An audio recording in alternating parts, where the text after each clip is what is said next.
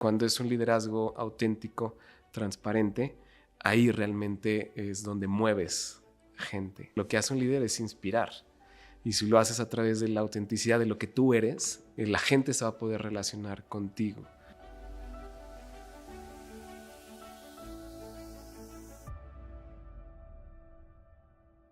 Hola, bienvenidos a nuestro podcast Orgullo ITAM.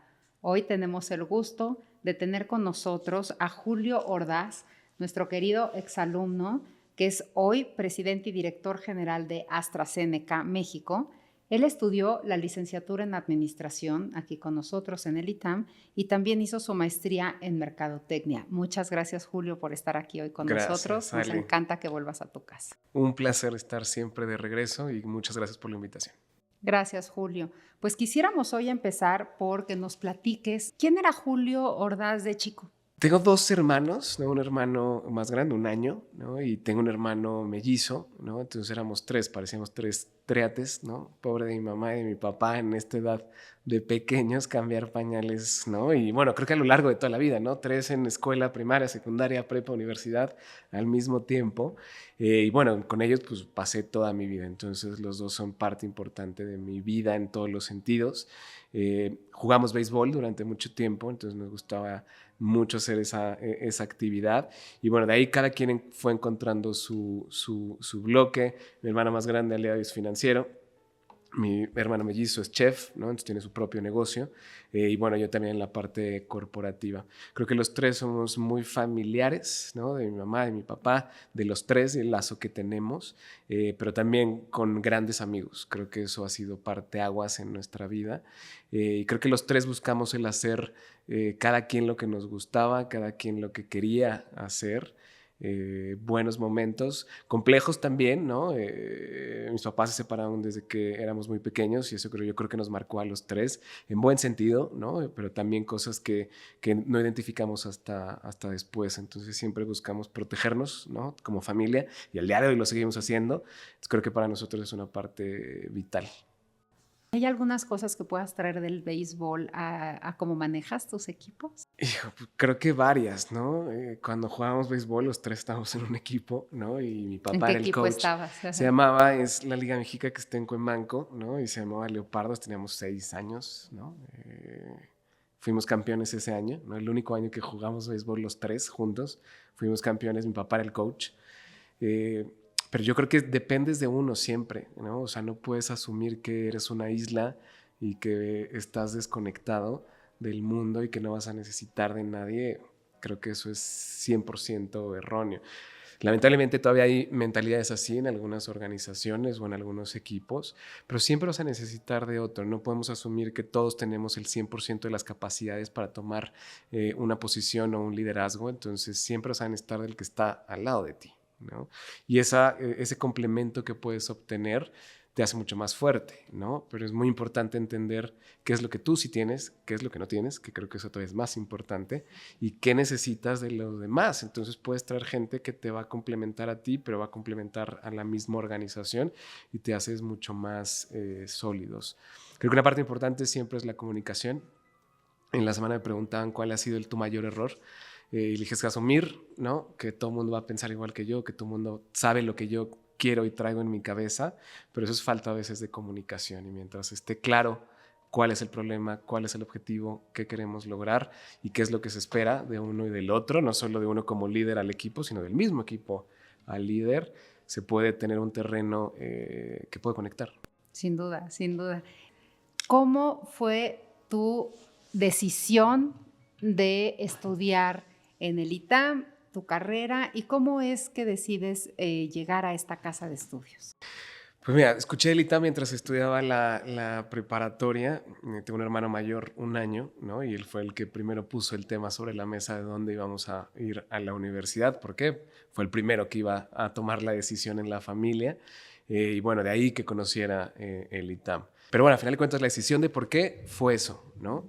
Yo decidí estudiar administración de empresas. Y en algún momento hemos platicado esto. Mi intención posiblemente no era terminar en algo así. Escogí administración porque mi papá estudió administración, entonces era como lo más relacionado. Yo tenía la inquietud hace muchos años, ¿no? Cuando era pequeño, el poder estudiar diseño, ¿no? Estudiar algo completamente diferente a lo que me dedico al día de hoy, pero esta parte creativa que tengo en algún momento se pudo conectar con administración y entendí que era un camino para poder hacer mercadotecnia. Decidí no estudiar mercadotecnia y primero hacer administración para tener un campo mucho más amplio. Hace 20 años, ¿no? La mercadotecnia era completamente diferente. Posiblemente necesitabas más bases antes de llegar a eso y bueno, de ahí la decisión de estar por acá. ¿Cómo decides tú moverte del diseño a administración? Porque al final, pues, el talento de la creatividad claramente estaba ahí, pero ¿qué era lo que amabas? ¿Qué hizo que decidieras administración sobre diseño? Yo creo que al principio fue, bueno, una carrera, vamos a estudiar, pero conforme fue pasando el tiempo ya aquí en el ITAM, le encontré el amor a los números. Mucho tiempo fue malo en matemáticas y finanzas, sin embargo, hasta que no pude encontrarle una arista diferente a la interpretación del número per se. Me acuerdo muy claro una materia, Merca 1 o Merca 2, ya no me acuerdo, fue pronósticos, ¿no? Estas materias que son 100% estadísticas, financieras, y que pudimos darle una interpretación a un modelo, ¿no? Y pues, ese número podía hacer N cantidad de cosas. Entonces, cuando pude conectar esa parte con mi parte creativa, ¿no? y de crear cosas, ahí fue cuando hizo completamente match de, ok, no es solo la operación financiera estadística, sino puedes darle cualquier interpretación en beneficio de crear algo nuevo, ¿no? Tomar una decisión o crear algo. Y ahí fue cuando cambió radicalmente el de, ok, creo que es el camino correcto y puedo complementar dos cosas. Al día de hoy los números es una fortaleza después de mucho tiempo, pero siempre con esta arista de, bueno, ¿qué pasa si lo hacemos en esta perspectiva o con otra forma de verlo u otra herramienta completamente diferente? Y ahí fue donde conectó. Me gusta crear, ¿no? Es algo que no he dejado de hacer. Me gusta crear de cero muchas veces, pero siempre basado en la toma de decisiones en números. Hay una alumna que está aquí que nos dice que ella, bueno, ya está terminando Hayat, pero nos dice que ella estuvo en preparatoria y que está casi segura que cuando se fue de la preparatoria como que no se dieron mucho cuenta porque era muy calladita y era muy reservada, y si tú la escucharas hoy encontró un poder en su voz increíble. A mí cuando me preguntan qué hizo el ITAM en mi vida, yo siempre he dicho esa frase que ahora ella la repite y me sorprende, ¿no? Porque yo encontré una voz muy poderosa, fui quien yo quería ser y me animé a hacer cosas. Encuentro en muchos exalumnos que nos dicen, encontré mi voz. ¿Es tu caso? ¿Encontraste tu voz aquí? Yo creo que mi voz y no sé si mi poder, se lo puedo llamar así, uno de mis superpoderes de sí la voz, pero cómo la puedo encaminar, ¿no? Y cómo con las herramientas que encontré aquí, pues pude darle un vuelto completamente a lo que quería hacer, ¿no? O sea, aquí encontré literal el que quería seguir por el camino de administración, quería estudiar mercadotecnia y quería caminar ahí. Y cómo esta parte creativa la podía complementar con cosas tan técnicas, ¿no? Como estadística, como matemáticas, como economía, finanzas, y siempre poderlas conectar. Si no, yo creo que si no hubiera, a veces lo pienso, ¿no? Si no hubiera estudiado aquí, posiblemente no sé si hubiera terminado en donde estoy. No solo profesionalmente, pero yo creo que personalmente. Yo creo que no podemos separar uno del otro. Entonces sí, yo creo que pondría mi voz, la encontré aquí, y mi superpoder. ¿Te acuerdas? Me encanta el superpoder. ¿Te acuerdas de algún momento en el ITAM que hayas Sí, encontrado tu voz? varios. Yo creo que en estas clases, ¿no? Y todos los que nos escuchan de la comunidad y los de fuera, hay unas materias geniales que al principio a mí me daba miedo participar y hablar, ¿no? Y hablar en público. Pero ahí encontré otra perspectiva en el que no va a pasar nada si hablas y pones tu punto de vista, pero que siempre también tengas la apertura de escuchar. En estudios generales, ¿no? Maravillosos, ahí tengo los libros, ¿no? Y las anotaciones que hacía. Mercadotecnia también, ¿no? Todas las materias de mercadotecnia, Merca 1, Merca 2, Merca 3, Merca Internacional. Tuve la oportunidad de hacer la especialización. Me acuerdo de una materia que me fascinó, que era Category Management, que al día de hoy es una ciencia, ¿no? En el mercado de consumo, y no puede existir los supermercados, ¿no? El retail sin esta parte. me encantó, o sea, de cómo, igual era esta parte creativa conectada con un número y con datos per se, ¿no? Eso me acuerdo muchísimo de grandes ejemplos, de los mariachis en graduación, ¿no? Me tocó la renovación, ¿no? De todo el espacio, ¿no? Y ver el antes y el después y lo que es al día de hoy, bueno, fascinados también con eso. Grandes amigos, ¿no? Grandes amigos en estos años que estuve por acá.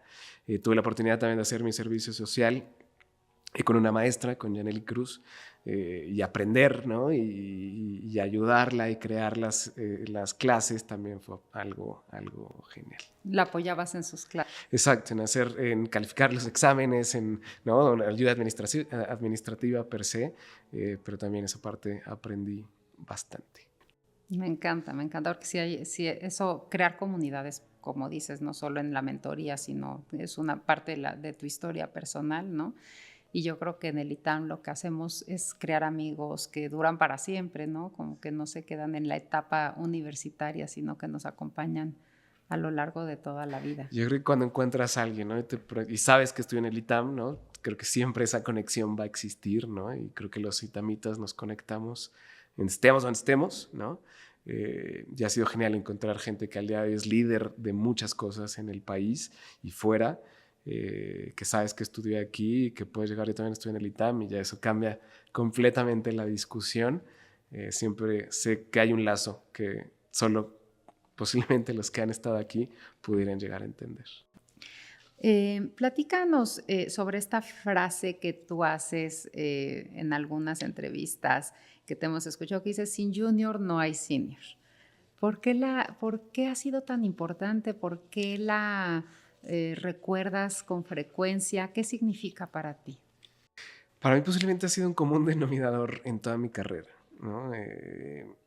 Porque cuando tuve la oportunidad de tomar mayor responsabilidad durante toda mi carrera, terminaba siendo el más joven del grupo, de las posiciones per se. Me acuerdo muy bien cuando tomé mi primera posición gerencial, tenía 23, 24 años. Y el común denominador para alguien que tomara esa posición posiblemente no era esa edad, eran otros 10 años por lo menos, ¿no? Entonces todo el mundo me volteaba a ver como de, bueno, ¿no? ¿Tú qué? ¿No? ¿Por qué tienes esa posición? ¿Por qué tú? ¿Por qué no alguien más? ¿No? Y creo que siempre he tenido que remar en contracorriente en esta concepción de la edad relacionada a la capacidad. Evidentemente la edad es relacionada a la experiencia, pero posiblemente si no está manejada bien esa experiencia no se relaciona con la capacidad, ¿no? Entonces, varios escenarios, creo que cada cambio de posición me ha tocado, ¿no? Ser el más joven y evidentemente reflejar el que necesitas tener talento joven para poder construir un siguiente bloque de gerentes senior, ¿no? Y que puedan llegar a una posición de liderazgo. No puede existir una sin la otra. Creo que también, no sé, el ejemplo último, ¿no? El tomar la posición de director general, la tomé a los 36 años, ¿no? Hablar de un director general para una empresa multinacional a ese nivel, posiblemente tampoco es el común denominador. Y si los que nos escuchan piensen en un director general y les van a venir varios nombres, piensen gráficamente, ¿no? Y pongan una imagen en su cabeza de cómo es, posiblemente no va a ser alguien así. Entonces siempre he buscado, ¿no? el que los espacios para crear nuevas posiciones, nuevo talento, construir tu propio talento es una parte crítica de las organizaciones.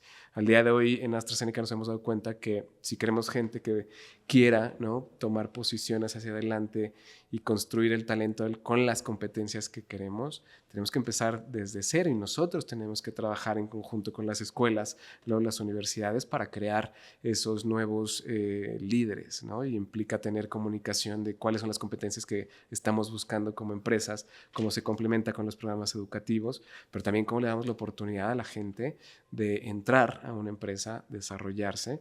Y creo que siempre hay que pensar, ¿no? Y los que nos escuchan y son líderes y tuvieron a un líder que les dio la oportunidad, posiblemente en un momento en el que no tenías el 100% del paquete completo para tomar la decisión, sean esos líderes que dan la oportunidad y que se arriesgan por el talento que va a poner algo diferente, ¿no? Y eso implica a lo mejor a alguien más joven, alguien de otra industria, alguien de otro país, alguien que habla otro idioma, ¿no? Creo que esas son las decisiones que como líderes tenemos que tomar. Entonces, para mí, el crear gerentes juniors o el junior sin senior pues es algo clave y que siempre buscaré hacer, porque ahí es donde se genera una nueva generación completamente de talento.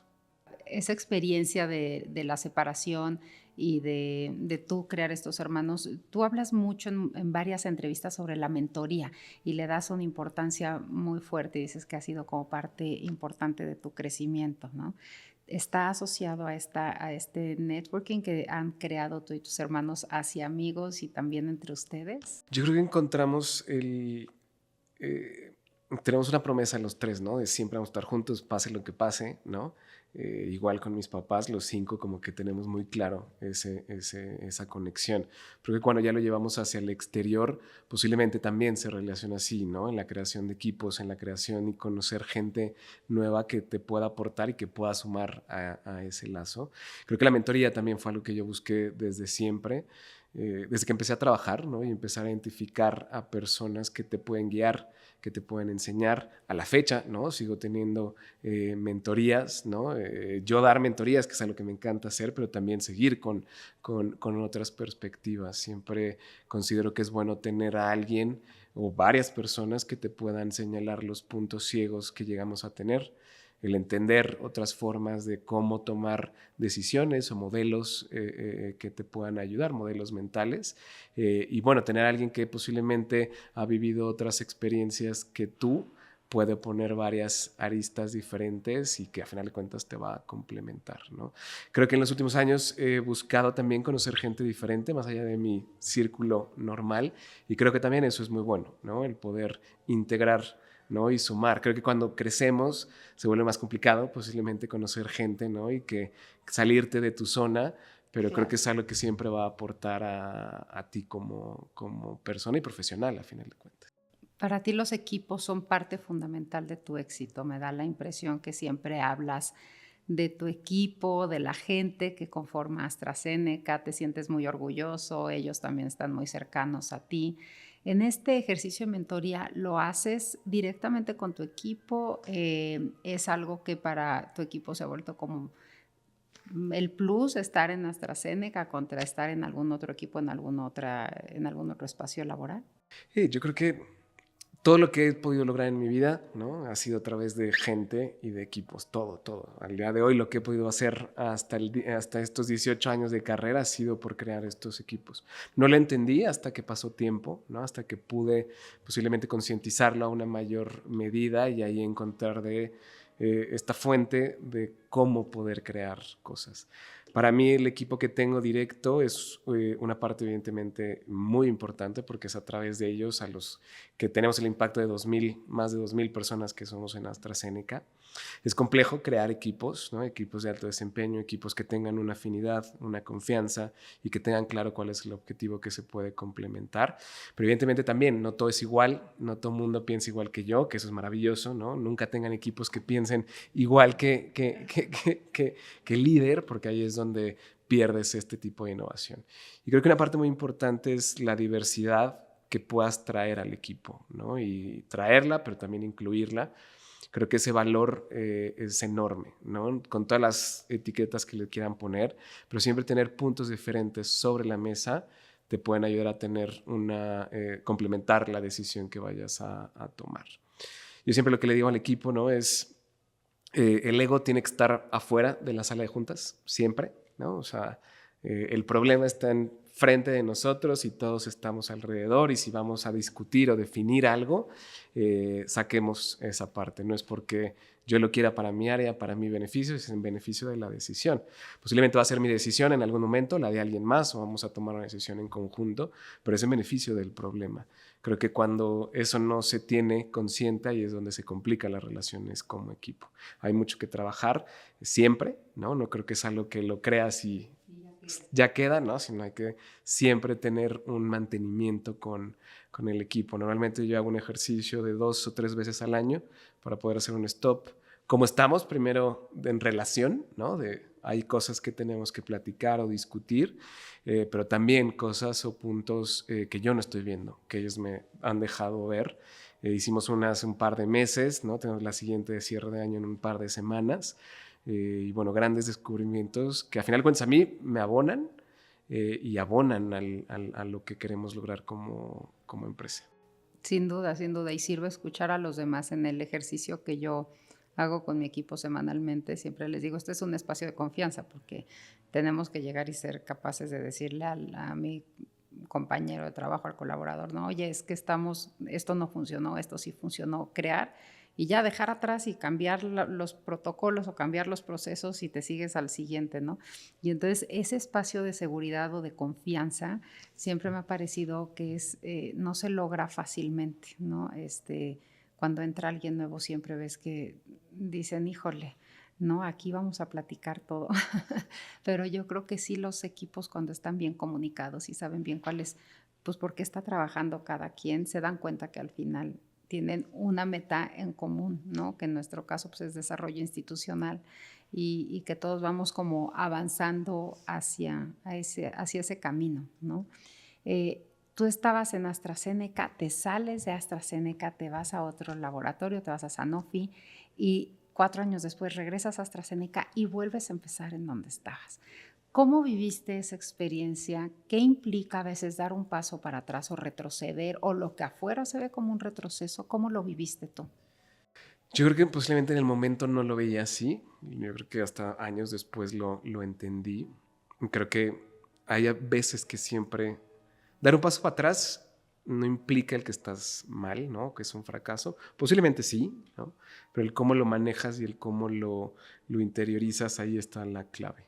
Cualquier paso para atrás o fracaso que tengamos es un aprendizaje, ¿no? Y en el momento no lo veremos, pero va a haber algo de lo cual vas a aprender. Es complejo porque en el momento es de, bueno, ¿cómo? ¿No? O sea, en tu cabeza hay algo y en la realidad está sucediendo algo completamente diferente y más que tenemos una mentalidad de que esto es exponencial y siempre lineal completamente, ¿no? Y no hay forma de echarnos para atrás, pero yo creo que dentro de esa linealidad existen altos y bajos que en el macro, ¿no? En el periodo más largo, ¿no? Es una línea, es lineal, ¿no? Pero ya en los momentos específicos, ahí es donde esas partes de echarte para atrás moldean, aprendes y creo que te pueden llevar más lejos. Creo que hay veces hay que tomar decisiones fuertes en términos de, ok, a lo mejor no es el momento correcto y tengo que tomar esta decisión porque va a tener un retorno mayor en largo plazo.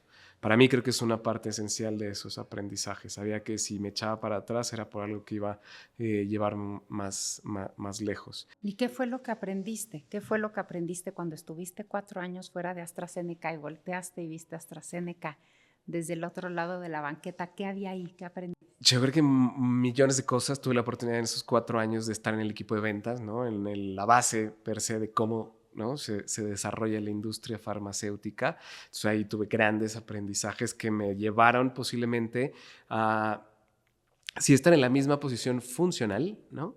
Pero con un nivel de conocimiento completamente diferente. Creo que ahí está la clave, en el que pude ver la posición mucho más holística, mucho más complementaria y tenía mayor cantidad de herramientas. O sea, no era lo mismo. Sí era la misma posición, pero yo no era el mismo, creo. Y creo que eso fue lo que me ayudó a hacerlo de forma diferente. Finalmente, sobre el tema laboral, hay una diferencia entre dar más en el trabajo y ser workaholic. ¿Cómo en esta época en la que estamos conectados todo el tiempo podemos realmente dar balance? No sé si has escuchado que ahora mucha gente dice, no existe el balance, ¿no? Y yo oigo a muchos líderes decir, ya, acéptenlo, ¿no? No hay balance, así es. ¿Tú cómo ves esa parte? O sea, realmente, ¿cómo? Nunca la palabra workaholic tiene como una connotación negativa y nos es claro, pero por el otro lado, siempre que estamos dando más en el trabajo, pues probablemente estamos cayendo en eso, ¿no? ¿Tú cómo lo vives? ¿Cómo lo evitas? ¿O cómo lo abrazas? ¿No? Yo creo que si me voy, no sé, 12 años atrás, 10 años atrás, pues sí, un workaholic total. Ahí me dabas una computadora y 10 horas, ¿no? Pero creo que hay que entender realmente el trabajo que genera un impacto, ¿no? Hay veces que nos da ansiedad, ¿no? Y nos volvemos locos por querer hacer todo, por querer responder todo, ¿no? Y voy a poner un ejemplo, el tema de los mails. Pues uno puede mandar mails de todo, ¿no? O sea, a mí dame una computadora en un avión y, ¿no? Ahí es donde empieza mi cerebro a, ¿no? Pero creo que hay veces que no es productivo, ¿no? Entonces solitos nos cargamos de cosas innecesarias, ¿no? Creo que es una parte muy importante. Tenemos esta connotación de entre más hago, más productivo soy y más impacto genero, que desde mi punto de vista creo que no es así. Hay veces que hay que escoger 1, 2, 3 cosas que realmente vayan a mover la aguja y concentrarnos en eso, versus hacer 12 que van a tener un impacto mínimo, ¿no? Creo que eso lo he aprendido conforme ha pasado el tiempo. Creo que una parte muy importante es definir qué es balance, ¿no? O sea, y mucho esto lo entendí ya cuando tenía posiciones de mayor liderazgo. Creo que cada quien tiene nuestra definición de balance vida-trabajo, ¿no? Y en AstraZeneca así es. Hay un marco teórico que puede abrazar las definiciones de todos los 2,000 colaboradores, porque podríamos tener 2,000 definiciones de qué es balance. Para mí balance es salir a las 7 y poder ir al gimnasio, o para mí es poder ir por mis hijos a la escuela y recogerlos, o poder llegar, empezar en la oficina, ¿no? Y salirme a las 2 de la tarde para poder llegar a comer a mi casa y continuar el día, y ahí podemos meterle todo lo que queramos, ¿no? Y eso no lo entendí hasta que ha pasado el tiempo. Creo que después de pandemia también cambió mucho la definición de qué estamos buscando y qué queremos. Y ahí fue cuando definí esto, ¿no? Y yo se lo digo a todo mi equipo. Pues cada quien tenemos una definición de balance de trabajo. Mientras esa definición tuya pueda caber aquí, en AstraZeneca tenemos los espacios para poder cumplir la mayor cantidad de expectativas. No podemos cumplir el 100, ¿no? Eso lo tengo claro, es impensable, pero sí el que podamos cubrir el mayor grueso. Creo que uno último, ¿no? Creo que hay que aprender a cuidar de nosotros, ¿no? En el no caer en un burnout, en no caer en niveles de ansiedad innecesarios, el cuidarnos también física, el tema de ejercicio, ¿no? El tema de tener espacios, pero también el tema de nutrición es muy importante, y el tema mental, ¿no? O sea, eso creo que es quien tenga la capacidad de cuidar esos 3 aspectos, pero el mental va a poder avanzar de una forma mucho más, no quiero decir mejor, pero más integral, ¿no? Y en el que este desgaste no llegue a un entorno en el que termines en un burnout completo, ¿no? Lo hemos platicado, yo tuve una experiencia de burnout súper fuerte, ¿no? Diciembre 18, 19, cerré mi computadora, ¿no? Y, ¿no? Como si me hubieran dado, como si un camión hubiera pasado encima de mí, ansiedad, taquicardia, no podía respirar, ¿no? Le hablé a una doctora, ¿qué hago? ¿No? Y pues lo único que tenía era cansancio. Yo creo que fue como mi mente cerrando, ¿no? Y soltando todo, y tenía una deshidratación fuerte, ¿no? Lo que me dijeron, agua y tienes que descansar. Fue la única cosa. Esa es la receta, agua. Agua. Acuérdate de tomar agua. Exactamente, agua y descansar completamente. Pero no fue hasta que llegué a eso en el de, ok, tengo que tomar acción, tengo que hacer algo porque no puedo permitir que esto me vuelva a suceder, porque evidentemente físicamente pues tiene un impacto, y evidentemente en la mente. Entonces yo soy me gusta hablar mucho de estos temas, porque a veces que no nos gusta como líderes de, bueno, ¿cómo el líder va a demostrar que le suceden estas cosas? Pues no, son los temas que hay que poner y que sean ejemplos de cómo podemos cuidarnos, ¿no? Entonces lo resumiría en priorizar, hacer cosas que realmente muevan la aguja y cuidar de nosotros siempre. Buenísima la receta. Fíjate que una de las cosas que más trabajo me costó en ese burnout, que fue mental en mi caso, que platicas, un día, ¿no? Me decían, es que son solo 20 minutos al día, ¿no? 20 minutos de meditación, 20 minutos de ejercicio, 20 minutos de lectura, 20 minutos de calidad con cada una de las niñas, 20 minutos con tu equipo. Y entonces un día dije, claro, si sumo los 20 minutos, son días de 48 horas, no de 24. O sea, de las recomendaciones de los 20 minutos que me da toda la gente y que todo el mundo me dice, es muy fácil, son solo 20 minutos al día. Voy a acabar con un día multiplicado por 2. Entonces renuncié a muchos 20 20 minutos y dije, ¿cuáles puedo renunciar y estar tranquila, ¿no? Y una de las cosas que me ha servido es como organizar mi vida en función de que todas las prioridades, como dices tú, y las cosas importantes para mí estén durante un día para tener, ese es mi balance, ¿no? Que todas las cosas, todas las piezas que hacen que mi vida esté bien funcionen. Adriana Huffington del Huffington Post contaba que ella empezó todos sus estudios acerca del sueño por una crisis, un burnout que tuvo ella. No sé si has oído esa historia. No.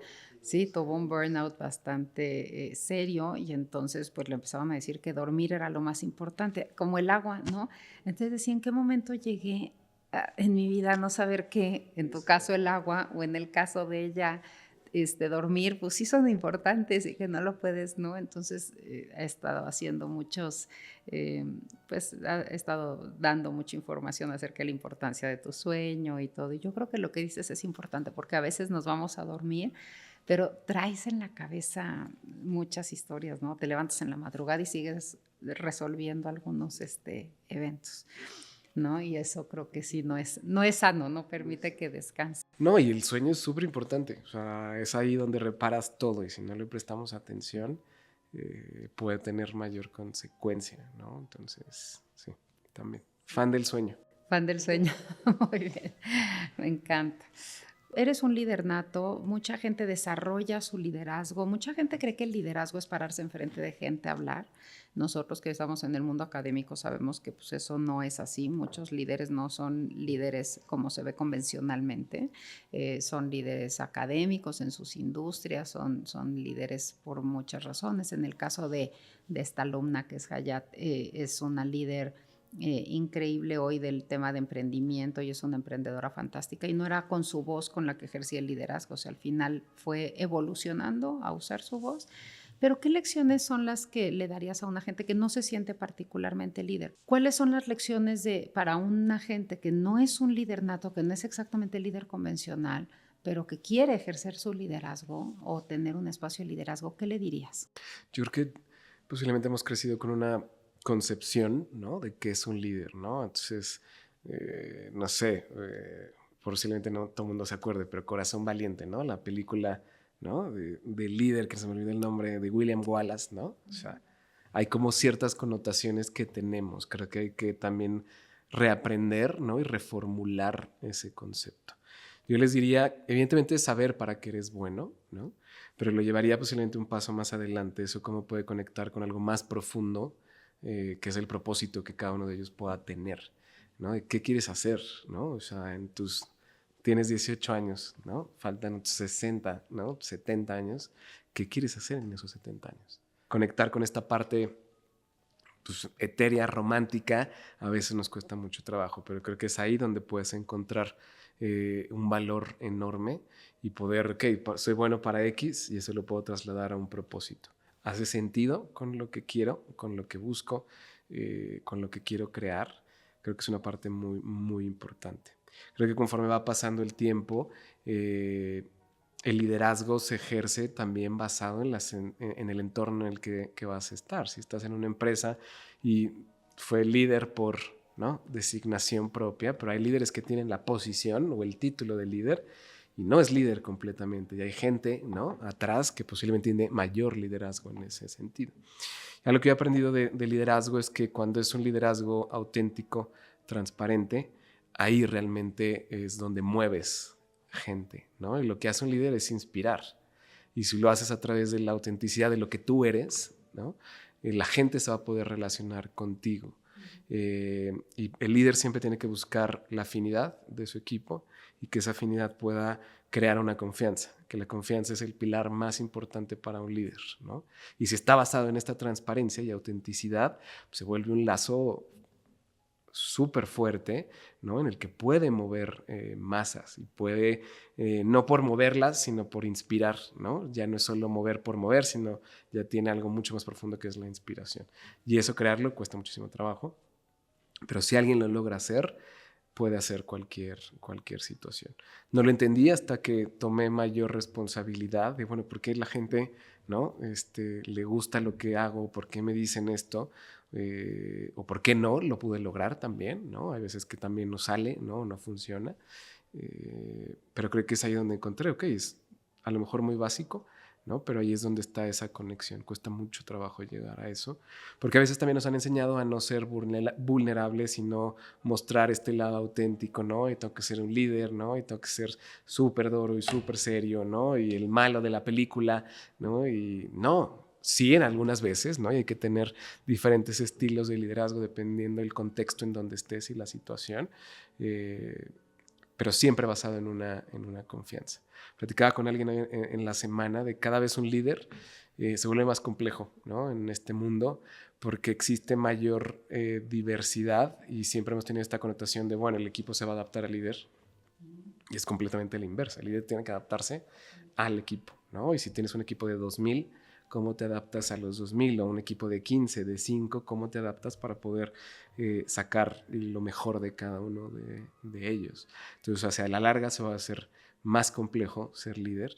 La parte de la comunicación es un bloque muy importante, cómo te puedes parar y hablar en frente de personas, pero también en el uno a uno, ¿no? Tienes que entender cómo comunicarte con cada uno de ellos.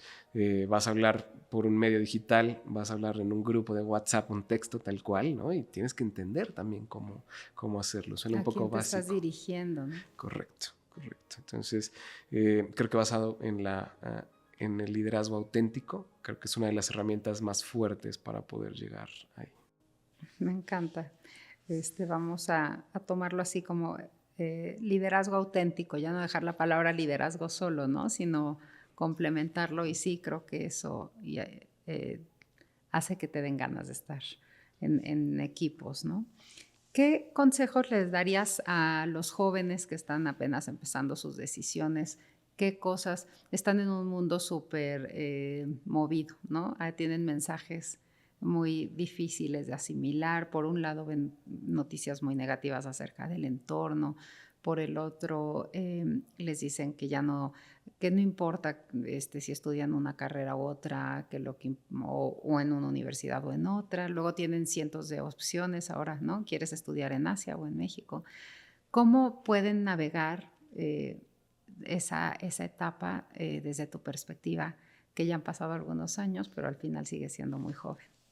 Yo diría que evidentemente el propósito es una parte súper importante de ahí iniciar. Segundo, que va a complementar ese propósito pensando en estudiar algo, ¿no? Y no solo la carrera, sino estudiar una maestría. Quieres hacer un doctorado, siempre tiene que estar conectado a ese vínculo. Evidentemente, al día de hoy, la cantidad de información que existe, la cantidad de tecnologías que existen, claro que han cambiado la definición de todas las carreras, ¿no? Incluidas las que menos piensen, ¿no? Pintura, arquitectura, medicina, derecho, economía, o sea, todas han sido impactadas por este bloque. Creo que no es entender cómo la tecnología nos va a complementar, ¿no? Y para eso hay que entender cómo está creada la tecnología, ¿no? Hace 2 años apenas salió ChatGPT, ¿no? Hace 2 años, o sea, ya ahorita es algo Sí, sí, sí. que no sé si hay alguien que no haya usado ChatGPT. Si no lo han usado, pregúntenle a su amigo de mayor confianza cómo y cómo funciona. Creo que ahí es donde está el valor más grande. Si entiendes cómo está generado, puedes entender qué puedes hacer con esa tecnología. Creo que cada una de las personas que no entienda eso, sí va a ser un bloque en el cual te van a relegar. No la tecnología per se, sino una persona que tenga ese conocimiento y que sepa cómo utilizar en beneficio de cualquier carrera esa herramienta, ¿no? Se vuelve algo súper, súper poderoso. Creo que el cambio va a ser más acelerado cada vez más. La integración de tecnologías en las carreras, o sea, no se van a tardar 5 o 10 años, estamos hablando de temas de meses, ¿no? En ese sentido, pero considero también que siempre hay que cuestionar, ¿no? Creo que es una parte muy importante. Piensen en si van a decidir estudiar cualquier cosa, en qué me va a ayudar para cuestionarme a mí, cuestionar el entorno donde estoy. Porque estudiar algo para mantenerlo igual, desde mi punto de vista, pues no tiene sentido, ¿no? No sería el porqué. Y hay algo que se me quedó desde que estuve aquí en el ITAM, el de siempre hay que regresarlo a la comunidad. Y comunidad, pues ponle lo que quieras, tu amigo de al lado, ¿no?